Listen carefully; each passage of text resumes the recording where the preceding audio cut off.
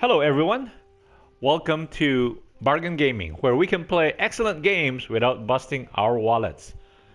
This is episode 13 of Romance of the Three Kingdoms 13. In terms of managing our cities, here because we have each city will have one governor and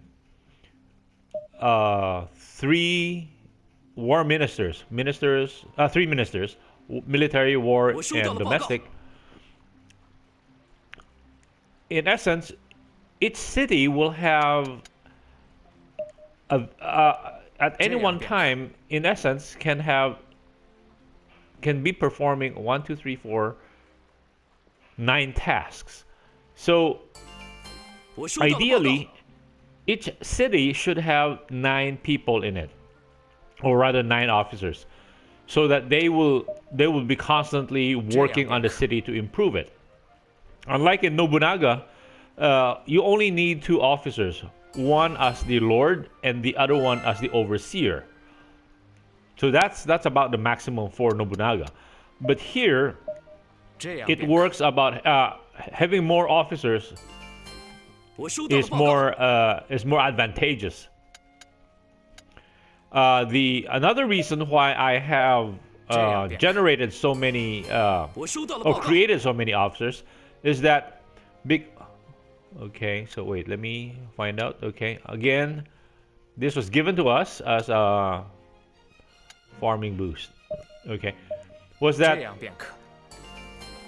given our start position over here? Since this is based on history, and one of the conditions I placed or I agreed to was that all the officers will be appearing or will be present in the cities that they are known to have lived in or to have first been recognized.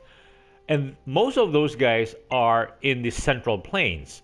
And therefore, it is, in essence, since we are starting way back in the southwestern side, there are almost no officers that we can recruit.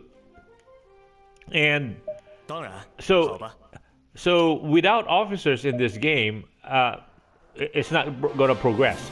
So those are the 2 key reasons why I had to generate more officers. However, if you decide to play scenario 7, where you can put everybody, you can just start in any city close as part of the Central Plains, because that's where every warlord is already participating, or that's where everybody starts, right?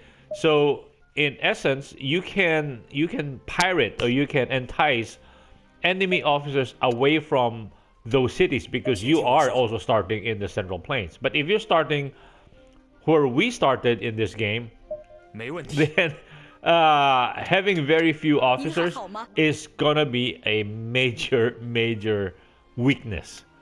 It will make the game even more challenging, because as they are developing, because they have access to officers, right? We need officers to develop our cities.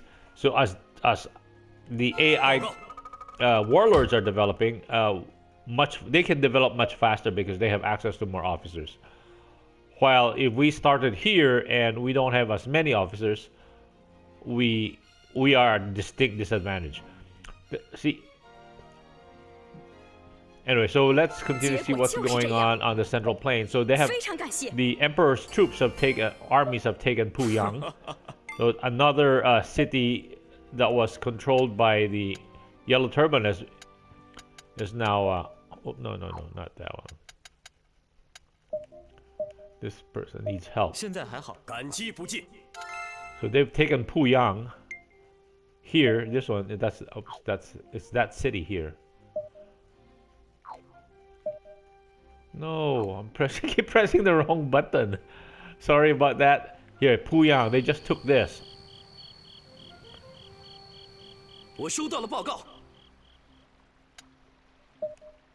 So in real time, yeah, this game just keeps moving along. Unless if we can slow down the time, depends. But right now, since I played this one a few times, so I'm pretty comfortable about going it at a medium level. But even then, I still have to pause the game very frequently because, yeah, it just keeps moving along, and there are 3 ministers below us, and all three of them have 2 assignments that they can recommend, and also then the soldiers have another assignment. So we're dealing with 9 tasks at any one time, and then at the end of the quarter we have this: if the city gets developed from low prosperity to mid to high prosperity, we have 2 choices to develop. Now, training upgrade. Where is this? This is Changsha. Changsha is the city where the Sun will be sent. But since we took that city, I have my misgivings. We might be introducing, our empire might be introducing the chaos I'm trying to avoid. And a siege tower research. All those adjustments, siege towers. What's the second one? Adjustments of catapults. Let's take this one. And the reason I take it is, again, these things are unique to cities. Cities have different development, and a few of them, like the really major ones, have developments that are population, meaning you can expedite, or they have better population growth rates, or the other one would be where they have the soldiers have a better recuperative abilities. So let me pause this. And also in this game, so like we are improving, right? And so are the AI cities. So let me pause this and let us zoom in. And the old capital is of ancient China is Luoyang. See, they have a population base of 289,000, and that will keep growing, and so will their conscripts. Their recruits are going at 3,289, while our home city is only at just over 2,000. So that's Luoyang, and there's another one that is also the old capital, where the Qin dynasty actually started. Is Chengdu? No, it's not Chengdu, but which is Xi'an? It's Chang'an.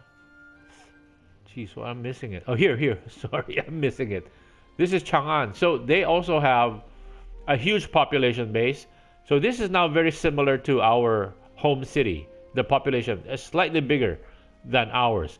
Now at the bottom part, where you see all those twin people, cross swords, at the bottom part on the right hand side, those are the special facilities of that particular city, and depends on what you develop, those gets highlighted. See, they have different. So this one is more trade.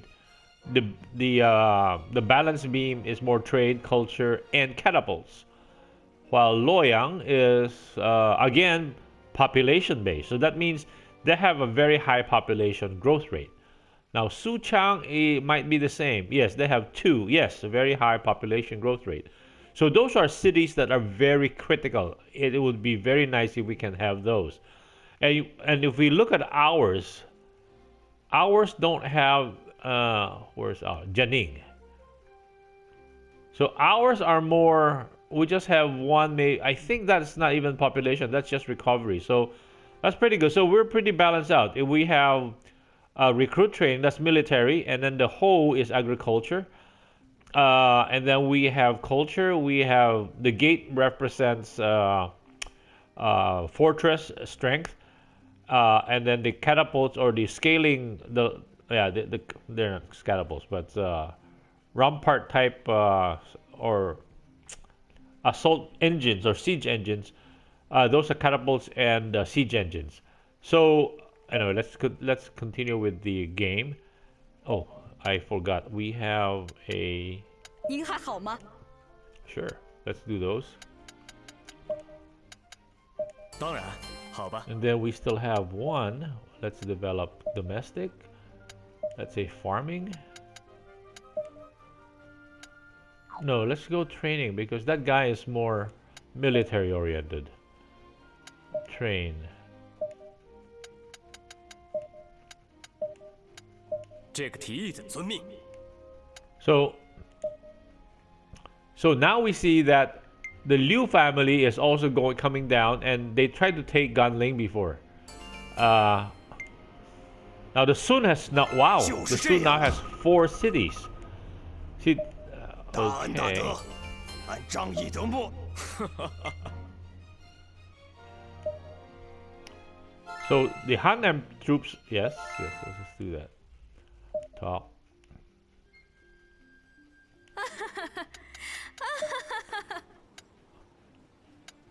请听我说。 And then, yeah, okay. 没问题。 Let's go back out. Yeah, the Han Emperor has taken more of the country now, more of the cities. 哎呀，大恩大德，按仗义德墨，齿难忘。 And yeah, so they have taken Puyang, they have taken Chenliu, and this was Puyang, yes, and they took over Ye. So the rebellion is getting 就是这样。 getting really clobbered, which makes sense though, 大恩大德， given that they are poorly trained military. So they're desperately grasping for territory on this side, which is coming down to where our Shadow Empire is. 哎呀， 哎呀，好开心啊！ So how are our troops? Oh, Yuzhang. See, they're not turning into good bulwarks because Yuzhang has 30,000 troops, but and our development on spear is now we're hitting on the second part. 这份殊荣我愧不敢当。 See, when you click on it, okay. Talk. Let's just talk with these guys. So these guys keep interrupting us. Right now, it's okay because, but when we are in an extended fight,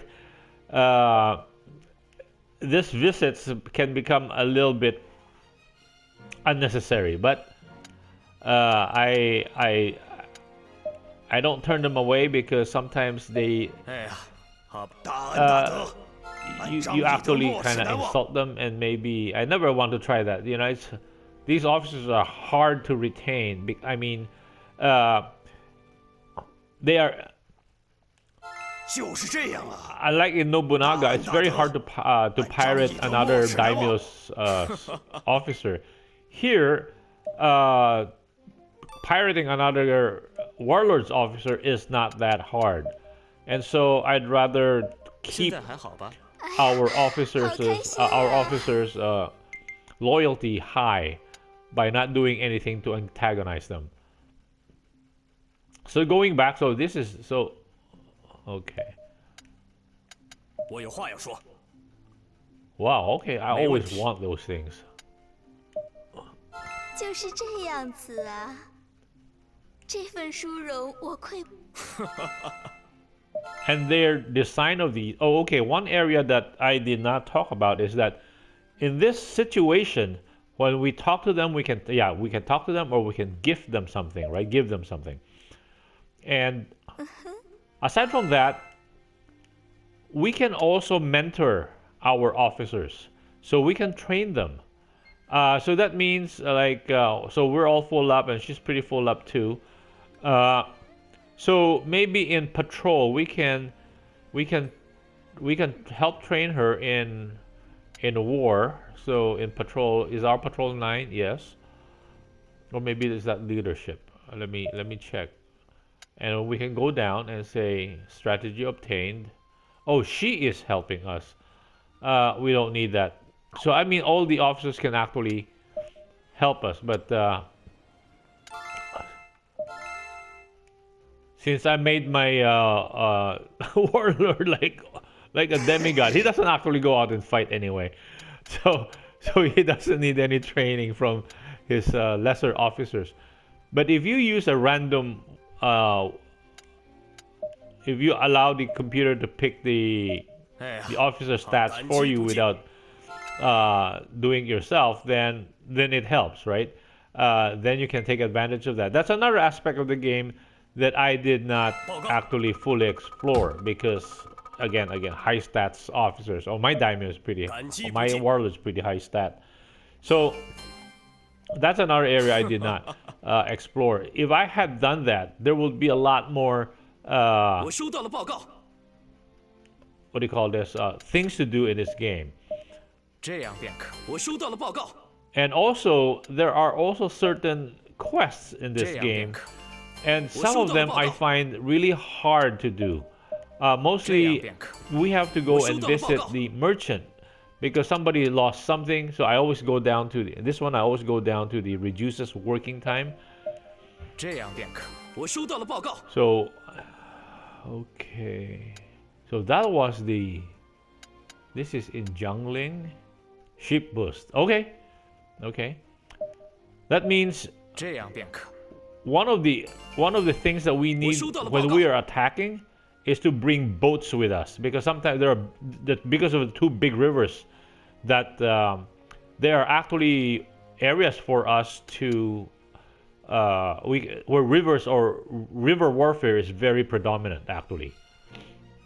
Okay, let's siege weapon by one. And because of two, that is not something that has been very well played in this game because there is during the Three Kingdom era a lot of naval warfare, and the two rivers are like almost I'm guessing right now maybe about 10 miles wide, at least in some areas, and that leads to a lot of sea warfare and also a lot of access because a lot of the cities are built close to the river. I mean tributaries that feed the Yellow River and the Changjiang, and so you can use those rivers to reach cities that you want to conquer or you want to conquer. So well, that's it doesn't show here, but there are lots of tributaries, and they're pretty big rivers. Also, they're not dinky little rivers. Big warboats can be used to navigate those, and that's why having a strong technology in terms of ships is a good thing. I guess maybe it's a good time to cut the this episode here, and I hope you guys enjoyed this. I enjoyed it, and I hope you guys will join me in the next episode. Thank you for joining me. Bye.